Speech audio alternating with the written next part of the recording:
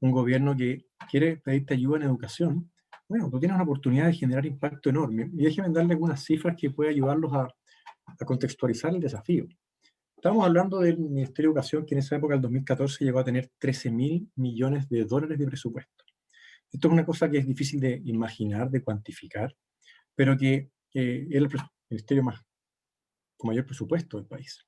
Que solo a nivel de la subsecretaría, que era, por decirlo así, lo que me tocaba a mí más dirigir, aparte de otros servicios que voy a mencionar ahora, tenía 4.500 funcionarios. Y ese subsecretario equivale a ser como el gerente general de esto. Y tú tienes la posibilidad de impactar a través de todo ese presupuesto a una serie de instituciones en las cuales tú también participas. Yo aquí le llamo como un holding de educación, digamos, un grupo de organizaciones. Donde está la JUNGI en Jardín Infantiles, la DIVAM en Biblioteca, Archivos y Museos. Nos tocó crear la Superintendencia de Educación con un rol fiscalizador y la Agencia de la Calidad con un foco de medición y mejora en la calidad de la educación. La JUNAEP con todos los servicios de alimentación y otros que dan todos los colegios de Chile, CONICET con ciencia y tecnología. Luego tú podías impactar desde ahí a más de 10.000 colegios, más de 150 instituciones de educación superior, más de 4 millones de estudiantes. Entonces tienes una posibilidad de influir enorme. Y esto es algo que también para quienes seamos creyentes y que sentimos que en el servicio a los demás hay un valor trascendente, bueno, es una posibilidad muy bonita de servicio a otros. Ahora, contando algunas cosas que nos tocó vivir, nosotros, a mí el presidente me había nombrado a mediados de febrero y nos tocó el 27 de febrero del 2010 el terremoto, el famoso 27F. Y uno jamás está preparado tampoco para este tipo de desafíos, que se te suma a algo que en mi caso yo tampoco era experto en educación, probablemente tenía más experiencia en el mundo de gestión pública, gestión municipal, mi máster de visión políticas públicas, pero eh, nadie te prepara tampoco para asumir un terremoto. Y nos tocó asumir un desafío donde el 11 de marzo del 2010 nos encontrábamos con que había 1.250.000 niños fuera del sistema escolar. Un 35% de los niños no estaba yendo a clases porque no tenía dónde ir. Y el presidente, junto al ministro Lavín, nos plantearon la meta que en 45 días teníamos que lograr movilizar, ¿ah?, y resolver a esta enorme cantidad de niños para poder eh, incorporarlos de vuelta al sistema escolar. Esta es una discusión que hoy día en pandemia también nos estamos haciendo, digamos, que es súper relevante. Entonces, preguntándose de cara a qué cosas uno puede hacer como ingeniero, de cara a qué desafíos uno enfrenta, yo quiero partir mostrándoles en una lámina algunos de los ejes que nosotros tomamos como orientadores de nuestra acción y que desde ahí van a mostrarles de alguna forma la dimensión de políticas públicas, de gestión, de desafío que uno enfrenta. Y aquí nosotros resumimos en 5 dimensiones cuáles eran los ejes orientadores de la acción del Ministerio de Educación. Y ya les mencioné que el primero es que uno busca entregar oportunidades de una educación de calidad independiente del origen de los estudiantes, independiente de en qué comuna naciste, independiente de tu familia, independiente de tus recursos. Y esto es gigante, y es un desafío de largo aliento que, déjenme decir, es el mismo desafío que enfrentan todos los países del mundo. Todos los países del mundo enfrentan el desafío de que el nivel socioeconómico o sociocultural de los padres no determine tanto del resultado de la calidad de la educación, y por tanto el concepto de equidad es muy importante. Lo segundo es entender que acá uno construye un sistema. Luego nosotros buscamos un sistema educacional. Recuerden que el Ministerio de Educación en ese momento no era ni dueño ni responsable directo de la administración de ningún colegio. Esto está cambiando ahora con los servicios locales de educación. Pero tú buscas generar un sistema que funcione, que tenga la autonomía y los controles adecuados. Y esto implica, por un lado, recursos, por otro lado, incentivos, por otro lado, formas de trabajo, y donde aquí te das cuenta que eh, generar un sistema para que estos 10.000 colegios funcionen bien es sumamente desafiante. Luego, el punto 3, que tiene que ver con cómo tú fortaleces las capacidades del sistema educacional, son de los temas grandes y desafiantes. Por poner un ejemplo en esta dimensión, uno busca, por un lado, tener los mejores profesores posibles. Y cuando tú te encuentras, digamos, por ejemplo, con la realidad de quienes ingresan a estudiar pedagogía en Chile, te das cuenta que la mayor parte, de hecho, hasta hace poquito tiempo, no sacaba ni 500 puntos en la PSU. Luego te encuentras con que los países más desarrollados tienen un 30%, perdón, logran motivar para ser profesores al 30% mejor desempeño del sistema escolar, que es completamente al revés que como lo tenemos en Chile. Luego tú te encuentras con desafíos enormes de cómo generar capacidades. Está también la pregunta de cómo atraer buenos directores, cómo tener buenos directivos, y uno se hace la pregunta, bueno, ¿por qué no podemos tener ingenieros de la Católica como administradores de establecimientos educacionales, eh, son los servicios locales o DAEM, jefe o directores del Departamento de Educación Municipal, y requerimos capacidades de primer nivel en educación. Luego, cómo generar los incentivos para ello, cómo atraerlos, son parte de los desafíos. Y en todo eso, pensando que uno también busca desarrollar sistemas de apoyo que ayuden a los establecimientos que lo requieren. ¿Cómo tú ayudas al colegio que no sabe cómo hacerlo mejor? ¿Cómo ayudas al profesor? Y eso también tiene un dilema de este equilibrio entre autonomía y control, porque los incentivos son importantes. Y tú buscas tener capacidades, pero buscas también que existan los apoyos para quienes lo requieran. Y hay toda una dimensión enorme que no me voy a referir mucho en promover la innovación, creación, investigación de excelencia, que son ámbitos súper importantes. Entonces, primero lo que quiero mostrarles con esta lámina es la amplitud de desafíos de políticas públicas detrás de esto.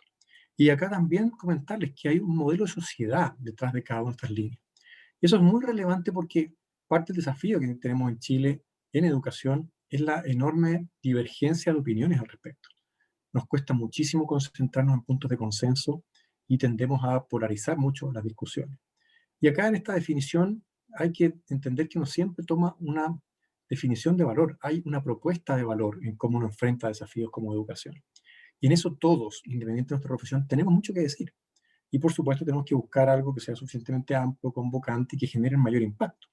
Luego, en la generación de impacto es donde se juega también esto, recordando también un sentido de urgencia.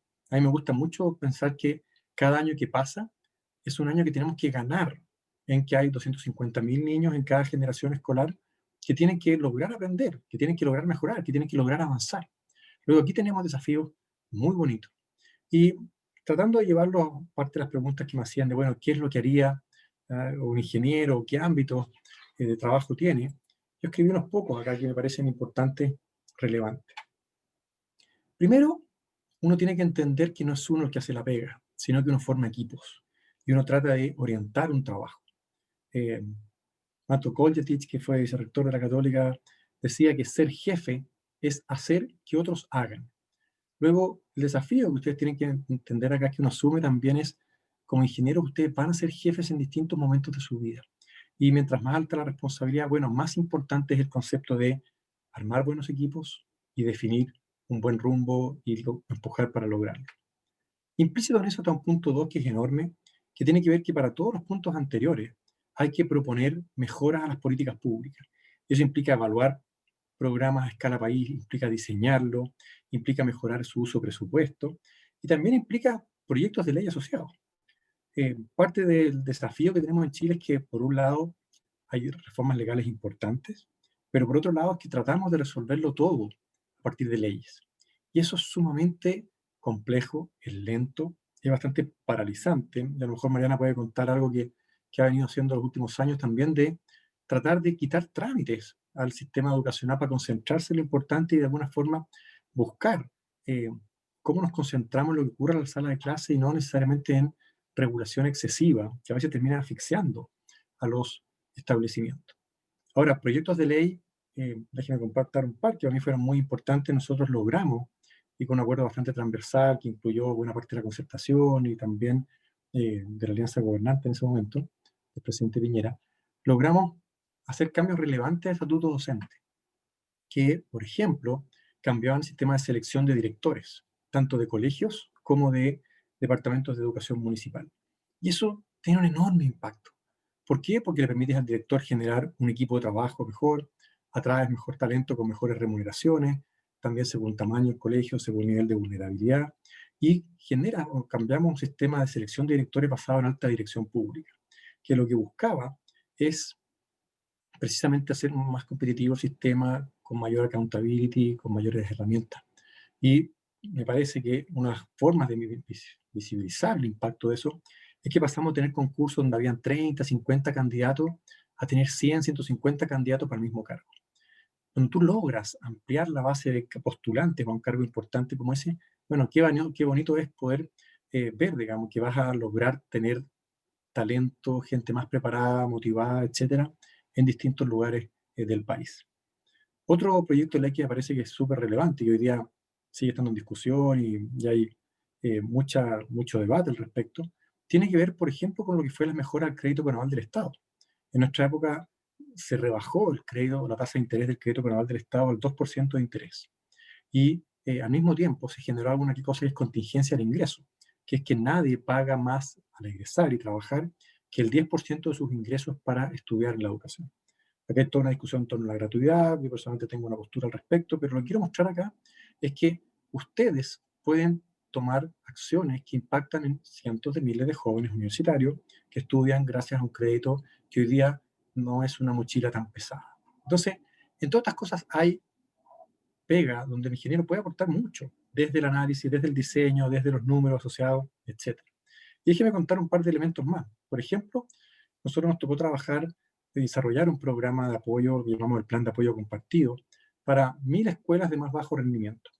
Tú quieres rápidamente enseñar a los niños de primero a cuarto básico a leer, a comprender lo que leen. La realidad es que muchos de ellos no entienden lo que leen. Y acá no es solo un trabajo académico, pedagógico de profesor, sino que tú puedes desarrollar un sistema que, primero, desarrolla mejor material y buenos textos según los niveles de aprendizaje o el vocabulario de cada niño. Luego tú puedes estar estudiando la Antártica y tener un material para niños con una cierta cantidad de palabras de vocabulario, otros niños para el doble y otro libro para el triple, por ejemplo. Y eso es material que tú puedes desarrollar junto con estandarizar muchas de las clases y las evaluaciones que van a hacer los profesores para estudiar, para preparar su clase. Luego, si tú ayudas a estandarizar la clase, solo, déjeme decirlo bruto, por ley del mínimo esfuerzo, vas a ayudar al profesor que tiene poco tiempo a que tenga una mejor clase preparada, que tenga más material, que tenga una mejor prueba, y eso ayuda a mejorar el estándar promedio de la sala de clase. Y eso es súper relevante. Hay que hablar también de la necesidad, de queda poco tiempo, de mejorar la gestión del Ministerio de Educación, de hacerlo más eficiente y donde cada peso que tú puedes ahorrar o reorientar algo de mayor impacto es muy importante. Y el tema de las alianzas voy a volver a un par de láminas, pero déjeme mostrarles, para hablar de ingeniero, la necesidad de trabajar con base a la evidencia. Si ustedes miran lo que estoy mostrando acá, es dos gráficos a esta altura medio antiguo, pero la tendencia no cambia, que de izquierda a derecha en el eje X te muestra a la derecha mayor vulnerabilidad de los alumnos, a la izquierda menor vulnerabilidad de los alumnos. Y en el eje vertical lo que tiene son los resultados del CIMSE. Entonces lo que te muestra esto acá es que en Chile tenemos a mayor vulnerabilidad peores resultados CIMSE. Y eso es verdad. Y en el mundo municipal tienes mayor concentración además de niños vulnerables que en el mundo particular subvencionado. Pero lo que yo quiero llamarles la atención acá, que es lo que en Chile a veces no prestamos suficiente atención, es que si tú miras esto en un eje vertical y lo pones la atención en cómo efectivamente para el mismo nivel de vulnerabilidad, fíjate, no sé, para acá en el 07, 08 no se alcanza a ver muchos números abajo, tú ves que con el mismo nivel de vulnerabilidad tienes niños que obtienen menos de 200 puntos en el CIMSE y tienes colegios que logran más de 300, tú dices, hay algo que permite que un mismo colegio con el mismo nivel de vulnerabilidad y el mismo nivel de recursos logre diferencias abismantes en desempeño.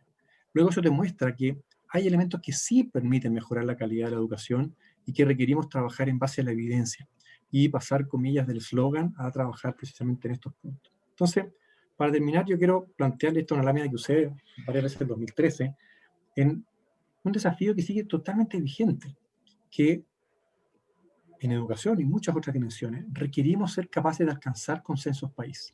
Y ahí se requieren profesionales comprometidos, íntegros, jugados, para buscar concentrarse en los puntos de convergencia, y no solo donde hay divergencia.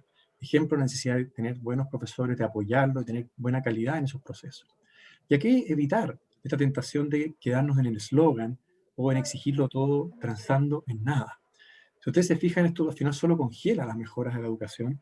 Y acá hay dimensiones donde de todas las profesiones se pueden alcanzar enormes logros.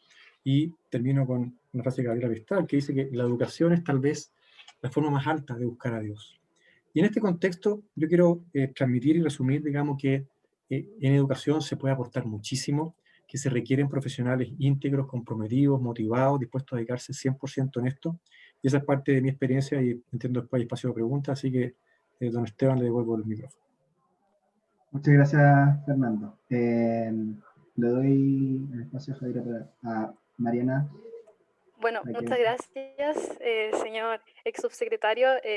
Realmente hay muchas cosas que tenemos que trabajar en la educación y por lo mismo también queremos continuar con otro testimonio de la exministra Mariana Elwin, que nos va a contar de su experiencia trabajando en el Mineduc entre el 2000 y el 2003. Ahí le dejo la palabra a usted. Muchas gracias. Bueno, muchas gracias por la invitación y encantada de poder compartir esta experiencia y también felicitarlos por la iniciativa, porque yo también creo que trabajar en el servicio público es un privilegio.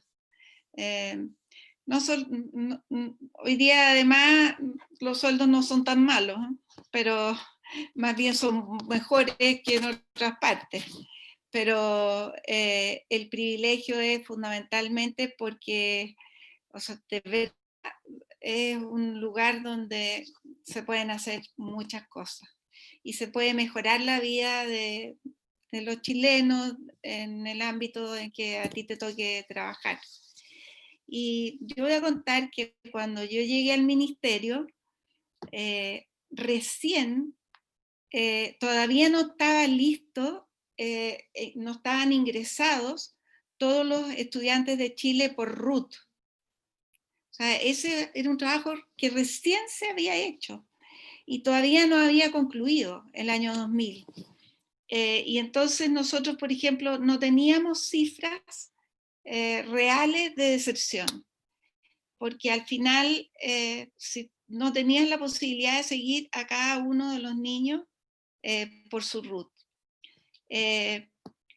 Y otra cosa que también estábamos empezando, todo el tema de el CIMSE estaba empezando. Y el CIMSE requería una logística enorme. Y yo recuerdo que a veces yo me llegaba a desesperar, pero a veces llegábamos a marzo y no teníamos los resultados del CIMSE porque, no sé, desde que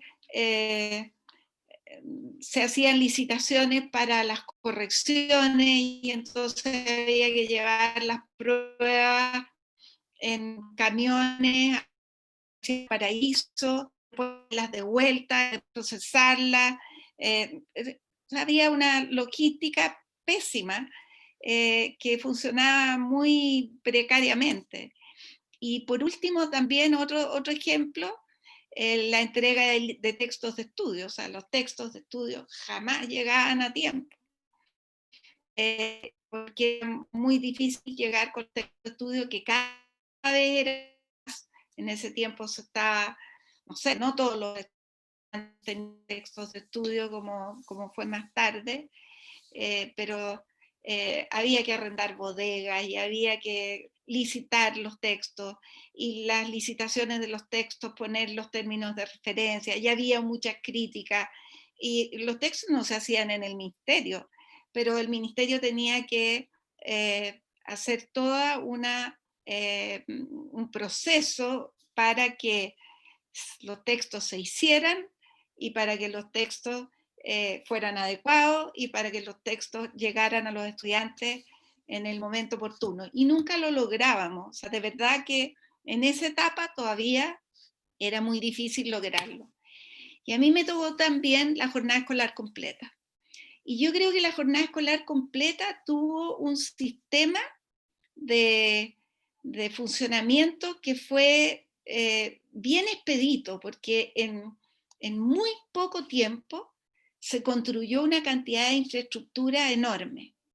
Entonces, por una parte, hubo que participar en un proyecto de ley. Ese proyecto de ley, yo era diputada en ese tiempo, así que me tocó la tramitación, pero por otra parte, después había que construir la infraestructura y tuvo mucha autonomía y entonces los establecimientos presentaban sus proyectos o los municipios presentaban sus proyectos, pero había que articular muchas instituciones.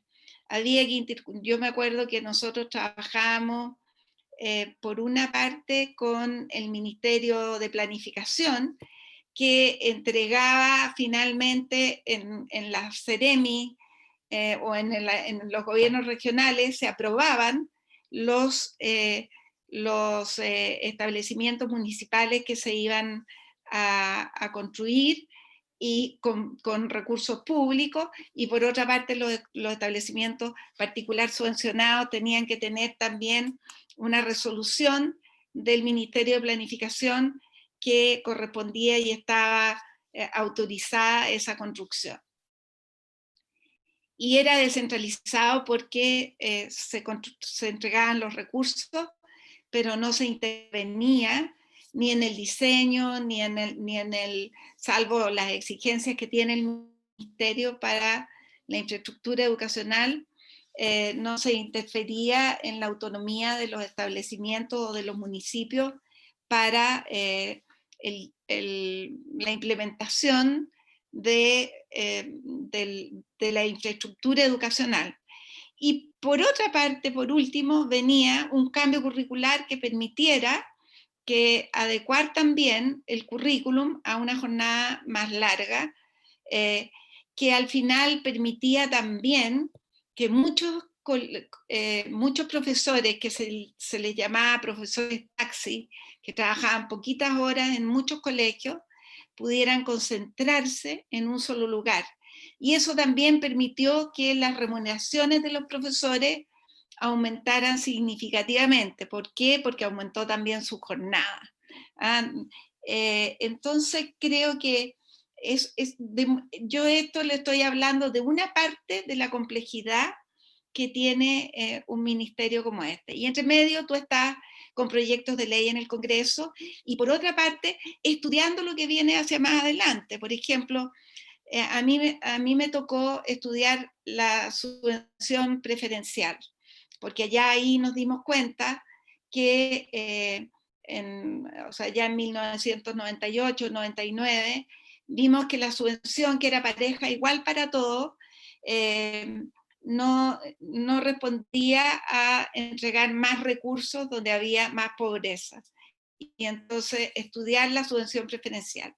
Pero ahí hay una serie de decisiones, hay decisiones técnicas que tienen que hacerse sobre la base de datos y muchas veces se recurre y los ministerios recurren a las universidades para hacer esos estudios. Nosotros recuerdo, muchas de estas cosas se hicieron con la Facultad de Ingeniería de la Universidad de Chile o con la Universidad Católica. Y el tema es que en definitiva tú tienes que tener datos, pero tienes que tomar decisiones políticas. Por ejemplo, la disyuntiva es: ¿la subvención preferencial se entrega por establecimiento o se entrega por alumno? Y esa es una discusión política grande que también requiere evidencia, requiere datos, requiere información para poder tomar la mejor decisión. Y eso es lo que finalmente hicimos. También me tocó estudiar el CAE, el Crédito con Aval del Estado. Nosotros hicimos una proposición al principio que era un solo crédito, juntando el crédito solidario con aumentando esos recursos en el crédito solidario y con la misma modalidad.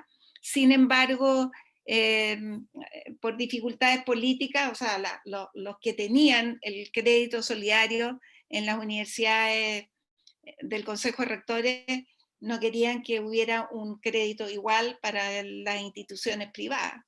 Y por lo tanto, al final lo que pudimos hacer fue en esa primera etapa una propuesta que en definitiva en el Congreso se demoró bastante en salir, junto con la creación de la Agencia de la Calidad y el sistema de acreditación de la educación superior. Pero son estudios que tú tienes que ir adelantándote, que se van a ir presentando después, que hay una posta entre un ministro y otro. A mí me tocó un tiempo en que nosotros hicimos postas, o sea, yo creo que hasta Sergio Vittar, fuimos como 6 ministros, creo, pero que fuimos trabajando como muy en una línea, cada uno con su sello, cada uno con su distintivo, pero a mí me tocó implementar la jornada escolar completa. No es que no es que yo la hubiera decidido, eso se aprobó por ley antes, se aprobaron los recursos antes, pero también me tocó estudiar los temas de la subvención preferencial, el CAE, el sistema de acreditación de la educación superior. Y yo quisiera decirle ahora que en el tiempo que yo trabajé, a mí me encantaba trabajar con ingenieros, en la división de planificación, en la división de estudios, y los ingenieros jóvenes eran muy potentes porque tenían ideas. Por ejemplo, se armó en ese tiempo, las estadísticas eran súper básicas, pero nosotros íbamos a reuniones con los ministros de otros países y Chile ya tenía las estadísticas más avanzadas, y había un departamento de estudios en el Ministerio de Educación que se dedicaba fundamentalmente, no solo, pero dirigido por ingenieros, que se dedicaba mucho a no sé, a tener los datos y a procesar los datos.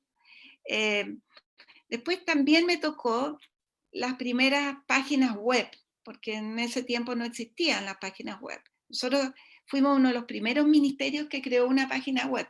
Pero ¿qué nos pasó? Nos pasó que después cada proyecto del ministerio y cada unidad del ministerio tenía una página web y una página web distinta. Entonces empezar a unificar los criterios, y yo ahí diría que lo más difícil en la función pública tiene que ver con cómo crear un sistema que permita gestión adecuada, gestión de los recursos humanos, gestión no sé, de toda la logística, gestión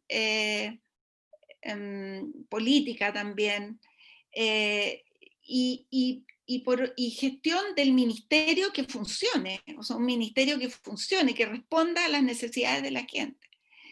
Y el ministerio cada día es más grande, entonces es una cosa que es también cada vez más compleja. Lo segundo es que haya coordinación, porque muchas veces uno se encuentra con que hay, por ejemplo, proyectos de educación técnico-profesional. En la educación técnico-profesional había que trabajar con empresarios, con el Ministerio del Trabajo, con el Ministerio de Economía, viendo temas de empleabilidad, en fin, de dónde poner los focos, pero hacer los currículum que fueran pertinentes. Y esa coordinación es muy, muy difícil de hacer. Y lo otro que es muy difícil de hacer es incluso la coordinación interna. O sea, yo muchas veces me encontraba con que, por ejemplo, el programa, en ese tiempo era el programa de las 900 escuelas, estaba haciendo un material y el programa rural estaba haciendo otro material, y eran materiales que podían conversar entre sí y no conversaban, y que no sé, el proyecto sobre el liderazgo de los directores hacía otro material. O sea, de verdad que había mucha dificultad para que los equipos funcionaran con mayor articulación. Y también yo creo que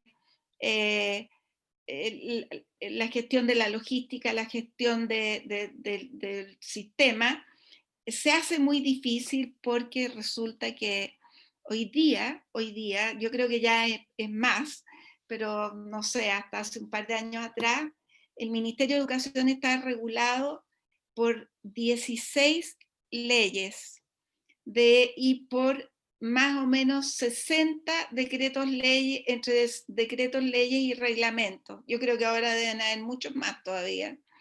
Y luego las escuelas, a mí me tocó presidir una comisión para ver la burocratización del ministerio, y la carga administrativa que tienen las escuelas nos dimos cuenta que cumplían más de 2.000 obligaciones. Hoy día yo les aseguro que es mucho más, que eso no se ha, y que además se dan cosas tan locas en este tiempo como que cada establecimiento educacional tiene que mandar en una planilla Excel el pago de las imposiciones, en vez de sacar en Previred y mandarlo por...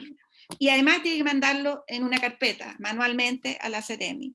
O, más increíble todavía, y eso lo discutimos este año y parece que era una exigencia de la Contraloría, pero imagínense ustedes que el ministerio entrega los recursos, porque entrega las subvenciones, que son muchas, y que hay que rendirlas, y hay que rendir todo en las escuelas. Pero el ministerio entrega los recursos y a la vez el Ceremi, el encargado regional del ministerio, te exige que tú mandes manualmente, escrito en un papel, qué recursos recibiste del ministerio mes a mes. Ustedes se dan cuenta de la locura, o sea, es una cosa completamente absurda.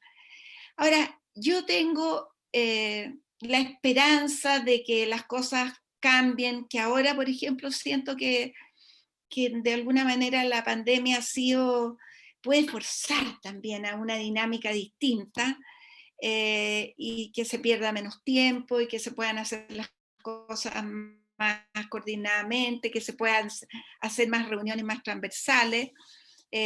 Pero yo voy a terminar con esta anécdota, pero yo recuerdo que muchas veces yo llamaba a un director de una unidad y yo le decía, ¿sabes qué? Que mira, que quiero que veas tal cosa y que por qué no la estudian. Entonces me decía, no, eso no se puede. ¿Por qué no se puede? No, trabas desde legales hasta, no sé, es muy difícil, implica muchos recursos, qué sé yo. O la otra respuesta era, eso ya se hizo. Entonces decía, hay como una inercia en la gestión pública en que la gente se instala y entonces de alguna manera se requieren liderazgos profesionales mucho más fuertes y bien preparados para poder romper con esas inercias en el sector público que están muy instaladas. Con eso terminaría. No sé si les haya servido. Muchas gracias, exministra. De hecho, el nivel de estudio que se tiene que hacer para que se haga una mejor toma de decisiones es gigantesco. Entonces, se nota mucho desde dónde la ingeniería puede aportar. Debido como al tiempo y que usted se tiene que retirar, le voy a hacer una pregunta. Voy a comenzar la ronda de preguntas con usted. La primera pregunta es, hoy en día, según los datos que nos facilitó la escuela, la gran mayoría de egresados de ingeniería UC trabajan en el sector privado. ¿Por qué cree que se hace esta situación? ¿Y qué medidas se podrían tomar para poder cambiarlo? Yo creo que en el sector público se necesitan muchos ingenieros, pero probablemente,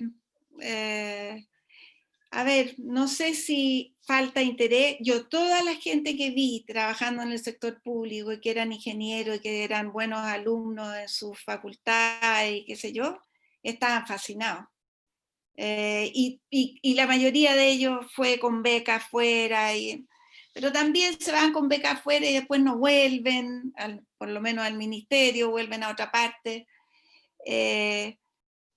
Yo creo que falta traer un capital humano mucho mejor al sector público. Y creo que hay uno de los problemas que ha habido ha sido la politización de las contrataciones.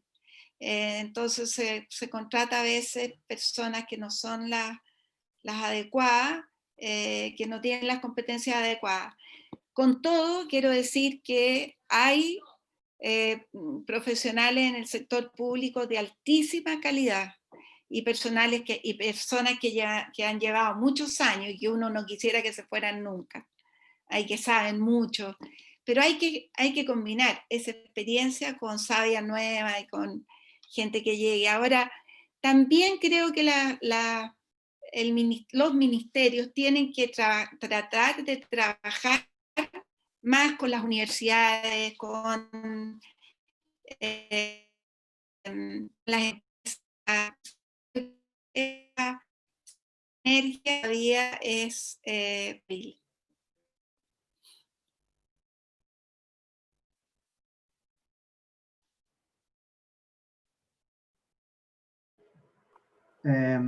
muchas gracias. Tenemos una pregunta del público. Isa. Sí. En verdad es para los dos y como bastante general, pero era más que nada como qué piensan de la educación online que se está dando como ahora en la pandemia y cuáles creen que son los desafíos que se vienen ahora como para el ministerio, pensando que algunos colegios perdieron el año escolar o incluso los colegios más vulnerables que no pueden ir a clases online, y más que nada cómo ha afectado la pandemia, ustedes creen en la educación de ahora. Yo creo que ha sido algo completamente inesperado, tremendamente difícil, que tiene un costo enorme, la suspensión de clases, especialmente en términos de las brechas, porque los niños que tienen más capital cultural en su familia, mejor internet, computadores, bueno, han podido hacerlo, han podido tener más oportunidades. Con todo, quiero decir que si a mí hay algo que me da esperanza para el futuro, es cómo las escuelas, aún las más pobres, se las han arreglado para llegar a sus alumnos como sea. Y han entregado sus computadores, los computadores de los colegios, y han comprado internet, y han aprendido, se han capacitado, se han introducido en el mundo digital. Y yo creo que nosotros pensábamos que los niños estaban mucho más digitalizados de lo que están. O sea, los niños no, o sea, por ejemplo, alumnos de tercero o cuarto medio no usaban nunca un mail. Usan, no sé, usan Instagram y TikTok y no sé, otras cosas de música, pero hoy día creo que ha habido una adaptación que a mí me ha dejado gratísimamente sorprendida. Y eso me da mucha esperanza para el futuro. Y es verdad, creo que los niños este año están perdiendo muchísimo, pero los profesores están aprendiendo más de lo que yo nunca pensé, porque la clase virtual no es lo mismo que una clase presencial. Entonces han tenido que innovar en metodología, en cómo llegan a los niños, por ejemplo, de primero básico para que aprendan a leer. Y entonces haciendo las letras y mandándoselas a la casa, pero a la vez haciendo video, no sé, yo creo que ha sido una cosa que, por cierto, que ha golpeado mucho, que va a afectar a esta generación, y no sé si el próximo año también, pero que esto puede ser un empujón para un cambio radical en cómo enseñamos y qué enseñamos. Muchas gracias por sus palabras. Ahora queremos pasar la pregunta a Fernando, pero antes preguntarle si es que tiene que retirarse enseguida. Sí, yo puedo retirarme en 5 minutos más. Ya, perfecto. Entonces dejamos la palabra a Fernando. Gracias, Javiera. A ver, esta pregunta es súper relevante, mira, siempre los dos lados, digamos, el lado luminoso y el más complejo. Por el lado luminoso, en parte lo que dice Mariana, de cómo está generando espacios de adaptación y acelerando ritmos de cambio que si no, no habrían ocurrido quizás nunca. Yo creo que aquí tenemos que pensar que la tecnología llega para quedarse y por tanto las posibilidades que nos abre de interactuar de mejor manera, de llegar con mejores herramientas de distintos lados, son muy potentes. pero requiere el catalizador que es principal, que acá tiene que ver con las familias, tiene que ver con los profesores, donde probablemente estamos muy lejos todavía del necesario ámbito de trabajo. Yo en eso me sumaría al esfuerzo del Ministerio de volver lo más rápido posible actividades presenciales o integradas con muchos niños que si no, no tienen otra alternativa. Eh, Poniendo atención, por ejemplo, a un niño más pequeño, un niño que no sabe leer y escribir, difícilmente va a poder lograr hacer cosas online si además no tiene ni buena tecnología, ni buena conectividad, etc. Entonces, yo creo que acá el sentido de urgencia y apoyar la necesidad de volver temprano a clase es algo donde también se requieren consenso y requieren apoyo bien importante. Ahora, de cara a la quizás pregunta anterior de Esteban, de cómo, eh, por qué hay pocos ingenieros en el mundo público, yo diría primero porque hay desconocimiento. ¿Ya? Si ustedes miran lo que ocurre en la realidad de la facultad, díganme ustedes, bueno, con qué frecuencia se habla de empresa privada, con qué frecuencia se habla de ministerio o municipio. ¿Ah? Cosa de mirar la cantidad de asistentes a este tipo de encuentros, digamos. Eso de alguna forma te muestra que en nuestro lenguaje, en nuestra forma de mirar el tema, todavía no miramos el mundo público como algo suficientemente atractivo. Ahora, yo creo que eso requiere también, en positivo, este tipo de cosas, que se hable más de esto, que se vea más el impacto, que haya más visibilidad de lo que está ocurriendo, y generar también ese sentido de urgencia y masa crítica. Piensen que Santiago de Chile, perdón, tiene como 350 municipios. Si uno piensa en 350 comunas donde hubiera un ingeniero de la Católica, dos ingenieros de la Católica, dedicados, íntegros, bien formados, etc. Yo soy decano de Ingeniería de la Universidad de Desarrollo. Lo mismo, sumémosle un ingeniero acá a cada una de esas comunas. No es tan difícil poder impactar Chile a una escala nacional. Y por tanto, esa lógica de sentido de misión, de sentido de cuerpo, de algo que vale la pena, es súper relevante. Y como decía Mariana, también no es imposible económicamente hoy día estando dispuestos a dar ciertas renuncias. Hoy día en el mundo público hay remuneraciones que permiten que en distintas etapas de la vida de ingeniero uno pueda tener un pasar razonable. Entonces, creo que es importante incorporar esa mirada, pero al final la combinación de motivación, sentido, propósito y de sumar personas con un sentido de misión compartida me parece que es súper relevante. Tenemos también otra pregunta que también va harto en la línea de lo que decía recién, porque claramente hay harto desconocimiento en torno a lo que puede ser el trabajo en la vía pública, pero también es ojo de muchas críticas y por eso mismo pregunta Diego Aguilera, ¿cómo uno puede activa en un ministerio que siempre está en el ojo de las críticas y cuyas discusiones casi siempre se politizan? Es una buena pregunta, Diego. Por un lado, yo creo que acá la resiliencia y la tolerancia a la frustración es súper importante. Y eso es la realidad, probablemente en estos cargos más que en otros. Y eso requiere a su vez, yo te diría, por un lado, una mayor formación personal. Se requiere personas íntegras, se requiere personas que estén bien formadas y que vean la importancia de esto. Se requiere gente optimista y se requiere personas dialogantes.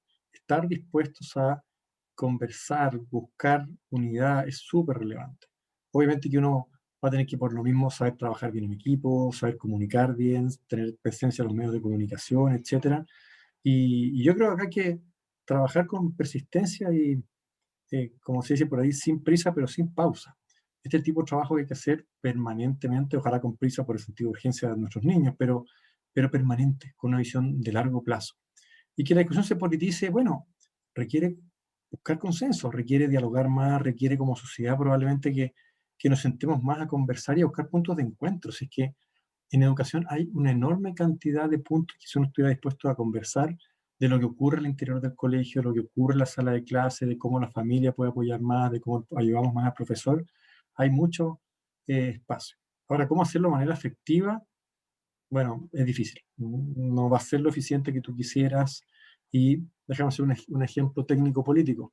A mí me tocó tener 4 ministros en los 4 años que estuve como subsecretario. Y no ha habido en los últimos 30 años ningún ministro de educación que dure todo el periodo. Eso genera un enorme costo de volver a empezar, de cambios de personas, etc. Yo siempre he valorado que el presidente me mantuvo a mí con 4 ministros como subsecretario, lo cual le dio un poco más de continuidad al sistema. Pero lo que voy con esto es que el ministro Harold Valle, una persona que sabe muchísimo de educación, lo destituyeron con una acusación constitucional que, en mi opinión, no tiene ni pies ni cabeza. Pero hoy día seguimos en Chile discutiendo lo mismo, nuevas acusaciones constitucionales a nuevos ministros. Y eso, el nivel de energía y de desgaste que significa para los ministerios o para los equipos es enorme, en vez de estar trabajando lo que de verdad es tu misión, lo que de verdad ocurre.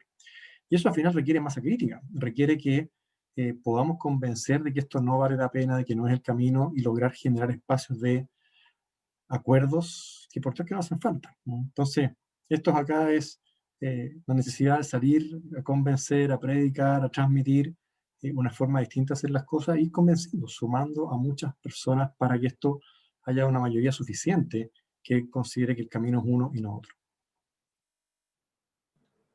Muchas gracias, ex subsecretario.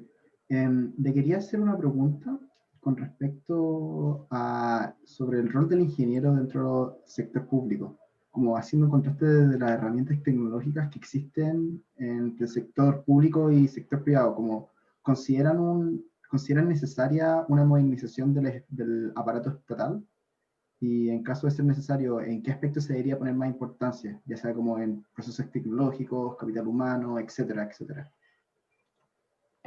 Déjame separar la pregunta, Esteban, en 2 dimensiones. La primera, que tiene que ver con la formación de competencias. Si ustedes se fijan, de lo que hemos hablado hoy día, no es tanto de la formación técnica.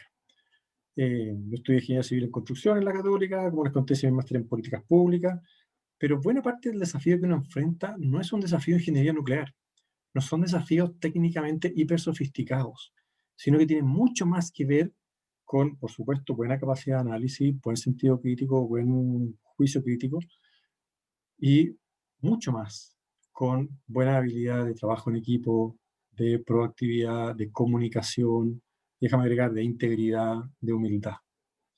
Requerimos profesionales bien formados en lo valórico, con competencias profundas y que son capaces de movilizar a otros. O sea, al final, cuando tú tienes a cargo un equipo grande de personas, bueno, ¿cuál es tu rol? Motivar, convencer, inspirar. Y eso es buena parte de las competencias que se requieren probablemente en todas las organizaciones, pero en el mundo público con mucha necesidad por quizás la misma complejidad técnico-política que hemos conversado. ¿Se requiere modernizar? Por supuesto. ¿Dónde poner acento? En muchos lados. Si tú me preguntas a mí, hay una combinación entre procesos y personas súper relevante. No es solo capital humano, no es solo proceso. Es tecnología, por supuesto, pero incluso la tecnología requiere muchas veces previo un rediseño de proceso. Tú no puedes necesariamente, o no es valioso, o no sirve, digitalizar cosas que están mal pensadas, que tienen lleno de etapas o trámites innecesarios. Mira lo que decía Mariana recién de, usted me financia y me pregunta a mí de vuelta que le diga quién me financió. Oye, a veces es un trámite completamente innecesario, ¿ya? Y eso no es un problema de tecnología, es un problema de criterio, de sentido común. Y déjame llevarte de vuelta a la necesidad de los consensos. Cuando hablamos del equilibrio entre autonomía y control, tiene que ver con esto. En Chile tenemos enormes niveles de desconfianza. Luego, cada ley que hacemos le busca poner más regulación al colegio porque desconfiamos de que en algún caso alguna persona en algún colegio va a hacer tal o cual cosa irregular. Y tenemos, como decía Mariana, 2.000 disposiciones que un colegio tiene que cumplir. ¿A qué hora? ¿Cómo? ¿Dónde? Dime en qué momento ese director se hace cargo de los temas de educación. O sea, solo tratando de cumplir o de defenderse de la enorme regulación que tiene. Quizás ese es un camino de modernización gigante, Esteban. Quitémosle regulación innecesaria al sistema. Y eso, a su vez, de nuevo requiere gran cantidad de consenso para decir, no es solo control el camino para la mejora. Si tú quieres fomentar la creatividad, quieres fomentar la innovación, quieres dar espacio para nueva tecnología, el exceso de control no sirve y va a llegar siempre tarde o obsoleto. Entonces, aquí es donde también hay un montón de espacio, y felicito a Centro Alumnos por lo que hace, hay un montón de espacio para que ustedes generen propuestas permanentes de mejora al sistema de educación.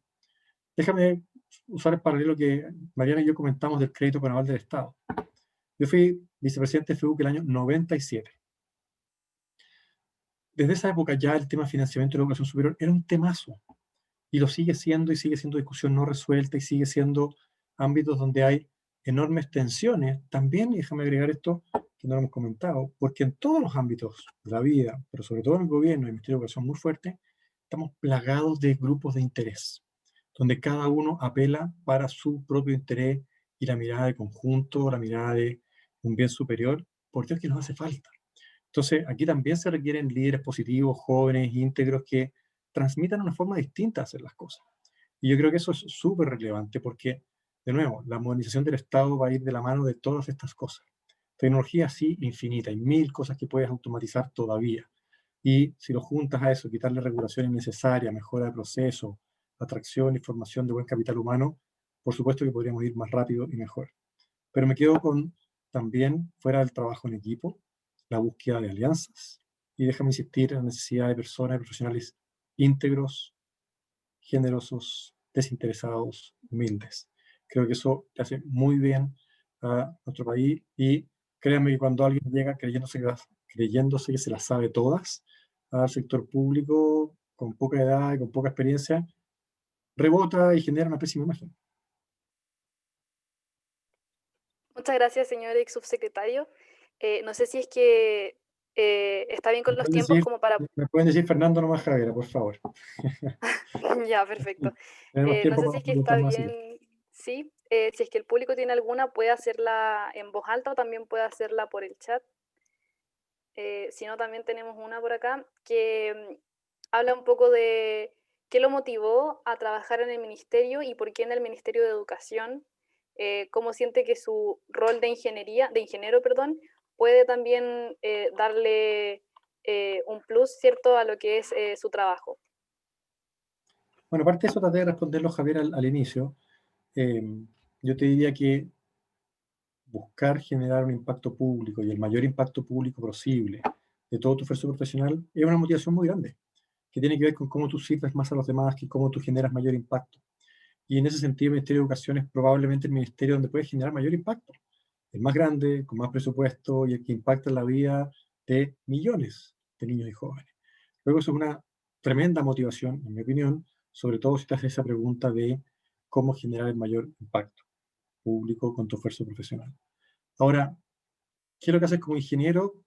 También algo que traté de responder y decir, bueno, todo lo que tú puedes hacer en mejorar la gestión, en proponer orientaciones mejores, en concentrarte en lo importante, en romper mitos, es súper relevante.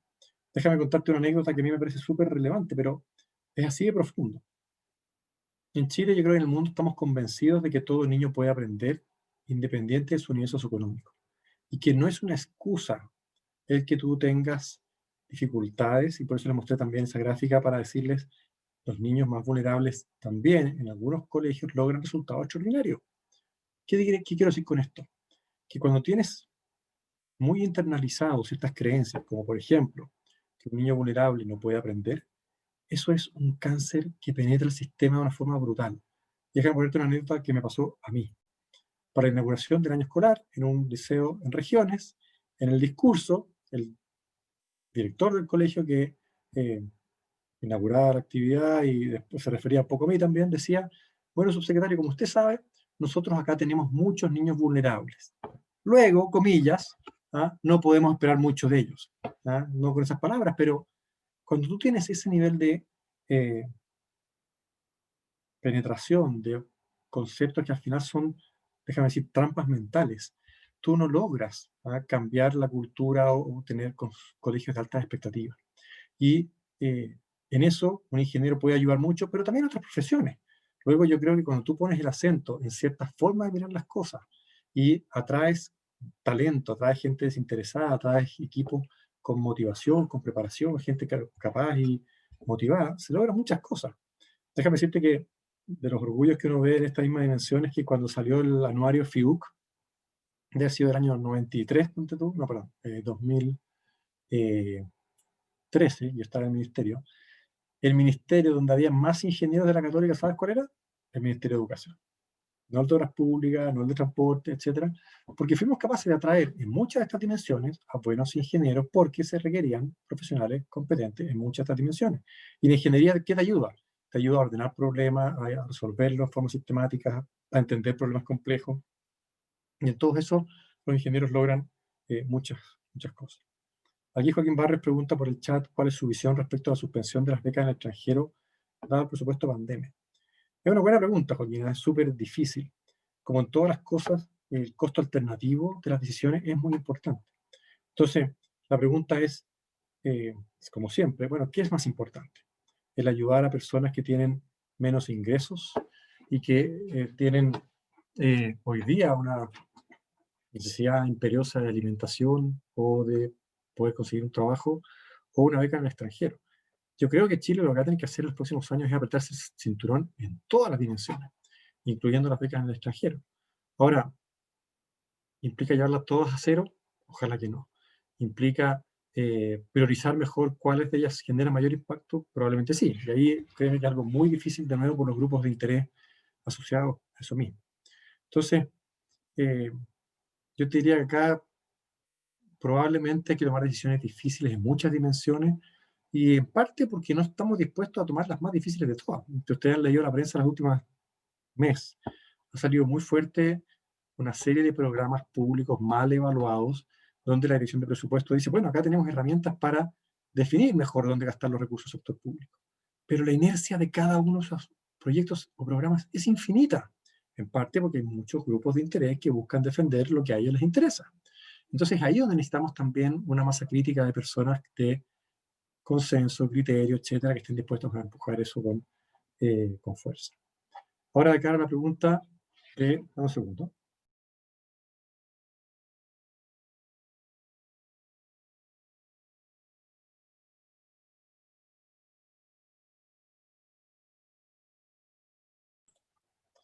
Disculpen, entonces, de cara a qué riquezas trae profesionalmente hablando el sector público en comparación con el sector privado, primero decirte, Diego, que la satisfacción de ayudar a los demás es muy grande.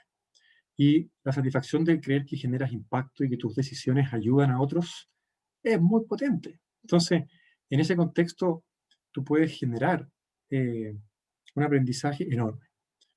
Probablemente, y esto acá varias formas de definirlo, digamos. ¿Cuáles fueron de mis principales aprendizajes? Uno, que parte importante de mi pega era poner o tener en los cargos adecuados a profesionales adecuados en el momento adecuado. Luego, buena parte de mi trabajo fue reclutar talento y mover talento. Cuando tenía un conflicto grande en un problema, en un tema, bueno, a veces tienes que generar movilidad interna y mover a una persona de un área a otra y atraer y desarrollar talento fue buena parte de mi pega.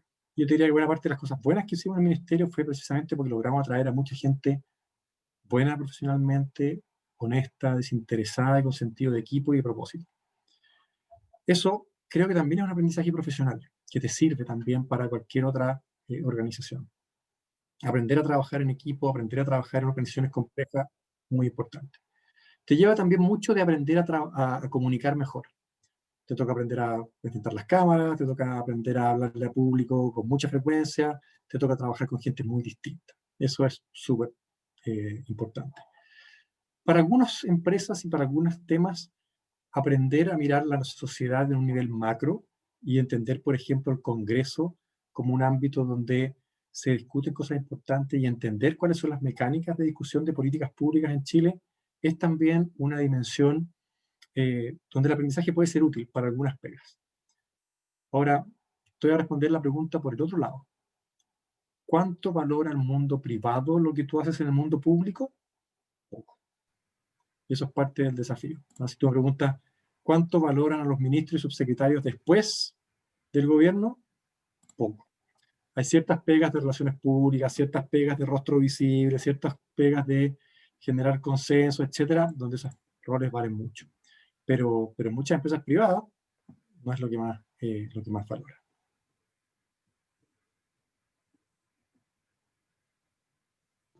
Muchas gracias, Fernando. No sé si alguien quiere dar una pregunta más, hacer una pregunta más antes que cerremos. O si es que ya está en el tiempo, Fernando, no sé si es que tiene que retirarse.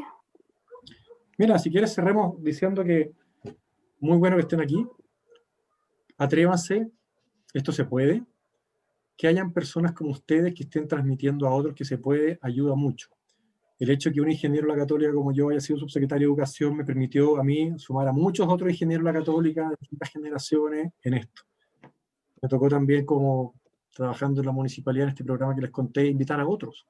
Y muchas veces esa invitación llegada de alguien cercano es lo que se necesita para dar un clic, porque se requiere decir, oye, se puede, es difícil, pero tiene satisfacciones, tiene problemas, pero tiene satisfacciones, y hay muchas personas como ustedes que tienen este bichito al interior, que quieren generar un país mejor, que quieren aportar y no saben cómo hacerlo. Luego, promuevan prácticas, promuevan trabajos, promuevan distintas acciones que hacen que los alumnos, mientras son alumnos, puedan llegar con esta pregunta: cómo maximizar el impacto público de tu esfuerzo profesional, u otra similar, para motivar y decir, ¿por qué no? Imagínense que todo ingeniero de la Católica estuviera dispuesto a dar 2 años de su vida profesional en el sector público. Y que eso fuera algo, Isabel, como parte del estándar del CAI de ahora en adelante. ¿Ya? Y que hay culturas que lo tienen, digamos, lo tienen algunas en el servicio militar, otras lo tienen en un sentido religioso. Bueno, ¿por qué no hacerlo en el servicio país? Y eso existe en programas en Chile, Servicio País 1, Joven Servicio de Chile es otro, pero necesitamos darle masa crítica. Y en esto es este camino, es la forma de sumar gente buena, honesta, íntegra, con capacidades, el camino para aportar mucho al país. En el Ministerio de Educación hay mucho por hacer. Yo los felicito porque sé que muchos de ustedes ya están aportando en la educación de muchas maneras, y los invito a atreverse. La verdad que es una linda satisfacción y se necesitan personas como ustedes, comprometidas y con todos estos atributos que sé que tienen para aportar. Así que gracias por la invitación y desearles que sigan trabajando en esta causa. Muchas Muchas gracias, gracias, Fernando. Fernando. Yo creo que definitivamente en ingeniería nos podemos encontrar con muchas personas que estamos súper interesadas en el servicio público, y realmente estas charlas nos permiten acercarnos a lo que es la realidad de trabajar en un ministerio, a también imaginar el rol de la ingeniería, sobre todo porque usted también estudió ingeniería, y definitivamente estamos súper agradecidos con la comisión, con el CAI y obviamente toda la escuela de que haya podido venir, haya dado su tiempo. Sabemos que esta es como también la hora un poco de típico comer, así que le agradecemos también el tiempo que nos dio. Y no sé si es que Esteban quiere decir algo. Nada más que agradecer nuevamente por también su labor por su labor como subsecretario, y además por participar en esta charla. Como su ejemplo usted es como un ejemplo vivo de cómo cómo desde la ingeniería se puede aportar en los servicios públicos de la educación. Y muchas gracias por participar de esta charla. No, gracias a ustedes. Pues déjeme decir algo que me faltó, que esto también es compatible con la familia, ¿no? Yo con mi señora tenemos 8 hijos, y lleva una satisfacción enorme poder hacer esto también como un proyecto familiar, y creo que eso es otra conversación valiosa para otro día. Así que bueno, gracias Javiera, gracias Isabel, gracias Esteban, gracias a todos por la invitación, y que sigan bien. Cuídense. Muchas gracias. También dejamos Chao. a todos y todas invitados a lo que se viene en esta semana de responsabilidad social universitaria. Hay muchas más actividades y pueden encontrar todo en las redes del CAI. Así que eso para cerrar. Isa, no sé si quieres decir unas palabras. No, no, ya. Vamos a comer, no. Ya, perfecto. Entonces, Vayan a descansar. gracias. Yo estoy Chao, revisando ahí. gracias. Chao a todos. Chao, chao.